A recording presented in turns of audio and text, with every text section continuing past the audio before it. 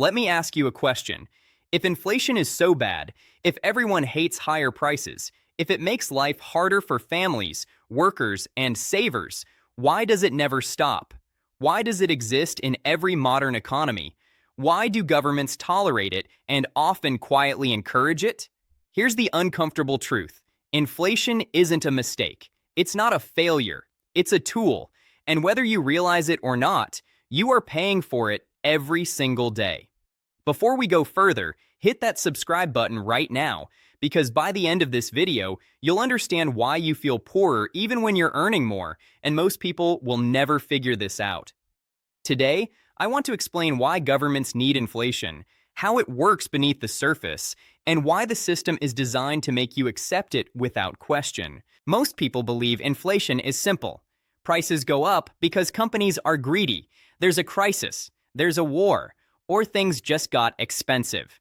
And yes, those things can contribute. Supply shocks matter, corporate pricing matters, wars disrupt supply chains.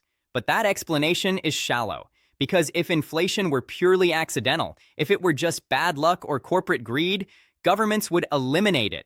They have the power. They control monetary policy. They regulate industries. So why don't they stop it? Instead, they aim for it. Most central banks openly target 2 to 3% inflation every year. The Federal Reserve, the European Central Bank, the Bank of England, they all have explicit inflation targets. They print that number in policy documents. They announce it publicly. So the real question isn't why does inflation happen? The real question is, why is inflation considered healthy? Why is a system designed to make your money lose value year after year? And once you understand the answer to that question, everything about the economy starts making sense in a way it never did before. Let's talk about debt. This is where everything begins. Governments don't operate like households. They don't save up before spending. They borrow. A lot. National debt isn't a bug in the system. It's the foundation of modern economies. The United States has over $36 trillion in national debt. Japan's debt is over 260% of their GDP. These aren't accidents. These are features. Now here's the key insight most people never grasp. Inflation makes debt easier to repay. Let me walk you through exactly how this works, because once you see it, you can't unsee it. Imagine a government borrows $1 trillion today. That's real money with real purchasing power today. They use it to fund programs, build infrastructure, pay salaries, whatever. Now, time passes. Inflation rises. The value of money decreases. 10 years later, that $1 trillion they borrowed is still $1 trillion on paper. The number hasn't changed. But here's the trick. It's worth far less in real terms. If inflation averaged 3% per year for 10 years, the real value of that debt has shrunk by about 26%. They borrowed money when it was worth more. They're repaying it when it's worth less. Same number, less real burden. This is the magic of inflation from a debtor's perspective. And governments are the biggest debtors on earth. Here's what makes this so powerful. Inflation shrinks debt without announcing it. There's no vote. There's no protest. There's no headline that says, government reduced debt burden by 26% through currency devaluation. It just happens. Quietly, invisibly, automatically. Time does the work. And the cost? The cost is distributed across everyone holding that currency. Your savings lost value. Your salary lost purchasing power. But it happened so gradually that most people never connected the dots. They just feel like things got more expensive. And that feeling is correct. Things did get more expensive. But it's not random. It's structural. It's designed into the system, because inflation is the least politically painful way to manage massive debt loads. Now let's talk about why this feels invisible. When governments raise taxes, people notice immediately. You see it on your paycheck. You file it in your tax return. You feel it directly. When governments cut services, people react. Schools close. Hospitals lose funding. Roads don't get fixed. There's immediate, visible pain. But when governments print money, it feels abstract. It feels theoretical. No one wakes up the morning after a Federal Reserve policy announcement and says, they printed money last night and I feel poorer. Instead, 6 months later, a year later, you're at the grocery store and you think, why does everything feel more expensive? You're at the gas station filling up and you think, wasn't this cheaper last year? You're looking at rent prices and thinking, how is anyone supposed to afford this? This delay is not accidental. This delay is the entire mechanism that makes inflation politically useful. Inflation separates cause from pain. The action happens now. The consequence arrives later. And by the time you feel the pain, you've forgotten the cause. You blame the grocery store. You blame oil companies. You blame your landlord. You almost never blame the policy that created the conditions for all of those price increases. And that's exactly how it's designed to work. If people immediately felt the impact of monetary expansion the way they immediately feel a tax increase, the political cost would be unbearable. But inflation spreads the cost across time and across millions of people, making it nearly impossible to trace back to the source. Here's where the conversation gets really uncomfortable, because we need to talk about who wins and who loses. Inflation doesn't hurt everyone equally. That's the part they don't teach you in school. Inflation is presented as this neutral economic phenomenon that affects everyone the same way. But that's completely false. Inflation transfers wealth from specific groups to other specific groups. It's a redistribution mechanism. Let me break down exactly who benefits and who pays. Inflation transfers wealth from savers to borrowers. If you saved cash, inflation destroys its value. If you borrowed money, inflation makes that debt easier to repay. Inflation transfers wealth from cash holders to asset holders. If your wealth is in a bank account, you're losing purchasing power. If your wealth is in real estate, stocks, or businesses, those assets often rise with or faster than inflation. Inflation transfers wealth from wage earners to system insiders. If you earn a salary and your raise doesn't keep up with inflation, you got poorer. If you control pricing, own assets, or have access to cheap credit, you benefit. This isn't a conspiracy theory. This is just math. If you save in cash, get paid a fixed salary, and don't own assets, inflation works against you every single year. If you hold appreciating assets, borrow money at low rates, and control pricing power, inflation works for you every single year. And here's the part that makes inequality worse. The people closest to the money printing benefit first. This is called the Cantillon effect, named after an 18th century economist who figured this out centuries ago. When new money enters the system, it doesn't reach everyone simultaneously. It flows to certain places first. Big banks, large corporations, asset markets, government contractors.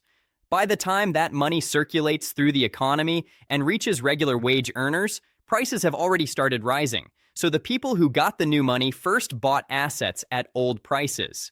The people who got the money last are buying necessities at new prices. That's why you see asset prices exploding while wages stagnate. That's why wealth inequality increases during periods of high monetary expansion. It's not a side effect. It's a direct consequence of how money enters the economy. Inflation quietly increases inequality even when it's called moderate or healthy. And the people running the system know this. They just never explain it in those terms. Let's talk about one of the biggest psychological tricks inflation plays on people: the salary illusion. You get a raise. Maybe it's 5%, maybe it's 10%.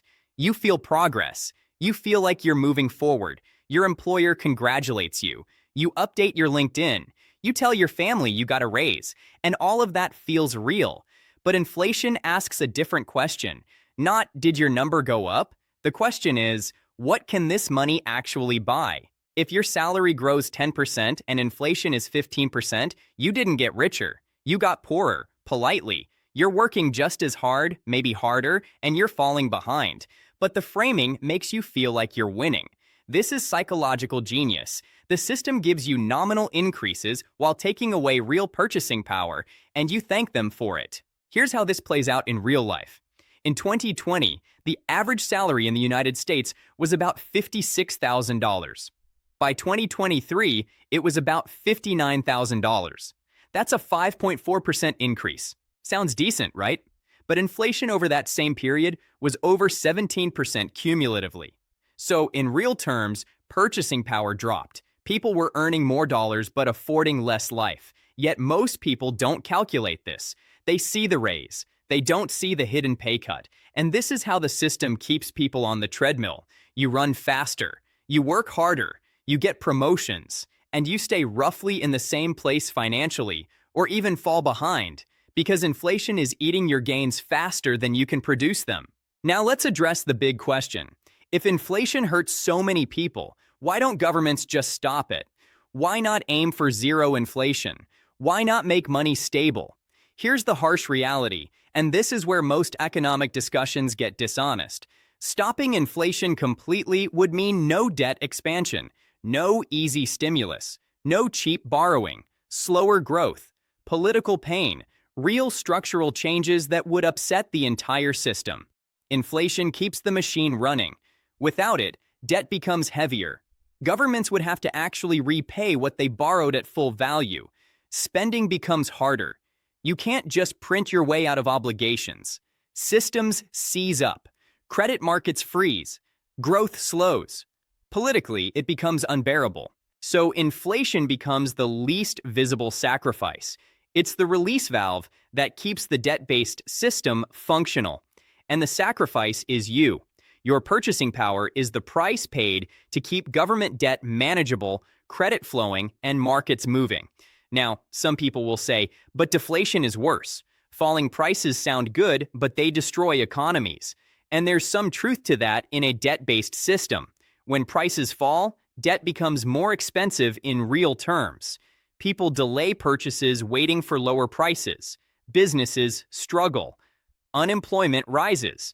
But here's the part they don't mention. Deflation is only catastrophic in a system built entirely on debt and credit expansion. In a system where people saved money and debt was limited, gentle deflation would mean your money gained purchasing power over time. That used to be normal. In the late 1800s, prices generally fell while living standards rose. Technology improved, productivity increased, goods got cheaper, and people prospered. But modern economies are built on the opposite model. They require constant inflation to function because they require constant debt expansion to function. So we're trapped in a system where inflation is necessary, not because it's good, but because stopping it would expose how fragile the foundation really is. Let's talk about something most people never think about: the velocity of money and how inflation accelerates. Money velocity is how fast money changes hands in an economy. When people trust the currency, velocity is stable. People save. They spend normally. They hold cash without panic. But when trust in the currency starts cracking, behavior changes. People don't want to hold money. They want to get rid of it fast. They buy anything real: goods, assets, foreign currency, anything that won't lose value. And when everyone tries to get rid of money at the same time, prices explode. This is how inflation turns into hyperinflation. It's not just about printing money. It's about the psychology of trust collapse. Venezuela printed money for years before hyperinflation hit. What changed wasn't the printing. What changed was people stopped believing the money had value. And once that belief breaks, no amount of policy can fix it quickly. This is why central banks are so obsessed with managing expectations. They know inflation is partly psychological. If people expect prices to rise, they behave in ways that make prices rise. If people expect stability, they behave in ways that create stability. It's a self-fulfilling prophecy. That's why the Federal Reserve talks constantly about anchoring inflation expectations. They're not just managing money supply, they're managing belief. They need you to believe the system is stable even when they're actively devaluing the currency. Because if belief breaks, the game is over. Now let's get into what this means for you personally, because understanding the system is only useful if you change your behavior. If you're holding most of your wealth in cash or low-interest savings accounts, you're losing. Every single year, inflation eats your purchasing power. Your bank might pay you 0.5% interest. Inflation runs at 3%. You're losing 2.5% annually, guaranteed. That's not investing risk. That's just the cost of inaction. Over 20 years, inflation at 3% cuts your purchasing power in half. Money you saved at age 30 buys half as much at age 50, not because you spent it, just because you held it. The people who understand this shift their behavior. They hold assets, not cash, real estate, stocks, businesses, commodities, things that tend to rise with or faster than inflation. They use debt strategically, borrow money at low fixed rates, invest in assets, and let inflation make the debt cheaper over time. This is exactly what governments do, and it's exactly what wealthy individuals do. The middle class saves cash and wonders why they feel poorer. The wealthy hold assets and use leverage. That's not a coincidence. That's understanding the game. And if you're not playing the game, you're the one being played. Here's another layer most people miss. Your career choices and income sources matter more in an inflationary environment. If you're in a job with fixed salary structures and slow raises, you're on the losing side. If you're in a role where you can adjust your pricing frequently, capture value quickly, or benefit from asset appreciation, you're positioned better. Freelancers and business owners can raise prices. Employees have to negotiate and wait. Asset owners benefit from appreciation. Wage earners watch their purchasing power decline. This is why inflation increases the gap between labor and capital. Labor has to fight for every raise. Capital just appreciates automatically. Let's talk about the psychology of acceptance, because this might be the most dangerous part of the entire system. The most dangerous part isn't inflation itself, it's how normal it feels. People say, that's just how it is. Prices always go up. Money loses value over time. That's just the economy. When a system becomes normalized, people stop questioning it. And when people stop questioning, they stop protecting themselves. They accept the treadmill. They accept working harder for the same lifestyle. They accept that retirement requires millions of dollars because money won't hold value. They accept that houses cost 10 times what they used to. They accept all of it as inevitable, as natural, as just the way things are. But it's not natural. It's a choice. It's a system designed by people for specific purposes, with specific winners and losers. And the moment you realize that, everything changes. You stop blaming yourself for not saving enough. You start questioning why saving is even punished. You stop blaming companies for high prices. You start questioning why the money supply keeps expanding. You stop accepting the narrative that inflation is healthy. You start asking who it's healthy for. Because once you see inflation as a policy choice rather than an economic inevitability, you see the entire system differently. And once you see it differently, you can position yourself differently. Inflation isn't evil. Let me be clear about that. Moderate inflation in a growing economy can be manageable. But it's not neutral. It's a choice made at the system level with consequences felt at the personal level. Governments need inflation to function the way they currently function, to service debt, to expand spending, to avoid hard political choices. That's not a moral judgment. That's just reality. But understanding it is your responsibility. Because once you understand inflation, you stop blaming prices and start understanding power. You stop wondering why you feel poorer and start understanding the mechanism. You stop accepting the narrative and start protecting your wealth differently. So let me ask you this, and I want you to answer honestly in the comments. Do you feel like you're running faster just to stay in the same place financially? Are you working harder, earning more on paper, but not really getting ahead? Write your answer below, because this is the conversation we need to have. And if this video changed how you see money and inflation, hit that like button and subscribe right now, because we're breaking down the systems that most people accept without question, and you don't want to miss what's coming next. I'll see you in the next one.